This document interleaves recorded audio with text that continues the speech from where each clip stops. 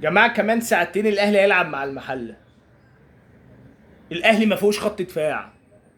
الاهلي الصلاه على النبي، الصلاه على النبي، الصلاه على النبي، الصلاه على النبي. اول ماتش خط الدفاع كله، يا جدع بقول لك كله، واخد بال حضرتك انت ازاي؟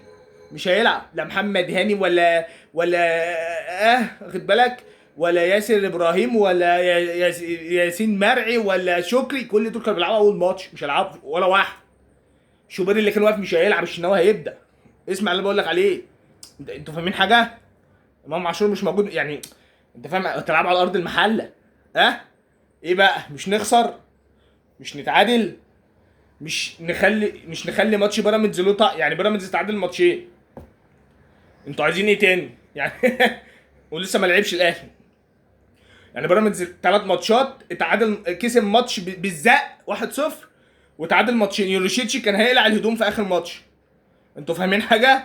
فانا ايه طيب؟ ايه يعني؟ ما هو لو خسر من الاهلي بيراميدز هيطلع، مش هيبقى في التوب 7 اصلا. دي واحد.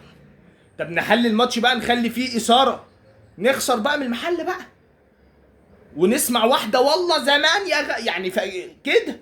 يعني اتمنى رساله الى لعيبه الاهلي: انزلوا متخاذلين، انزلوا مش فارقين، انزلوا مش فارق معاكم الدنيا، انتوا كاسبين الماتش اللي فات 4-1، وانزلوا تعالوا على الكوره قوي. وبصوا زيزو، انا عايز شغل الزمالك بس بتاع اخر موسم. زيزو انا عايز كل حاجه حنكشه منكشه وعرضيه من اللي هي ما بتروحش دي.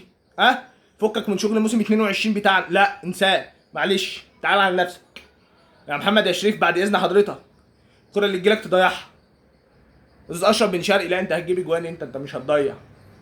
وتريزيجيه انت مش عايز توصيه، انت كده كده وحش بقالك فتره. واخد يعني اتمنى تخسر، يعني ما اعرفش، انا راجل زملكاوي، اتمنى تخسروا. اتمنى عبد اللطيف يا جريندو، بالله عليك لما تروح قدام الجون حطها صح. يا صندي، يا معلم صندي، انا حاسس ان انا بنادى على عصير. يا معلم صندي بالله عليك. هيقولوا عنصريه بتعنصر، احنا اسفين يا بيه. بالله عليك لما الكوره تجيلك حطها. يا كابتن علاء هاجم شويه، بالله يعني يعني بدل ما الماتش كله فيها، خليهم هجمتين يا راجل.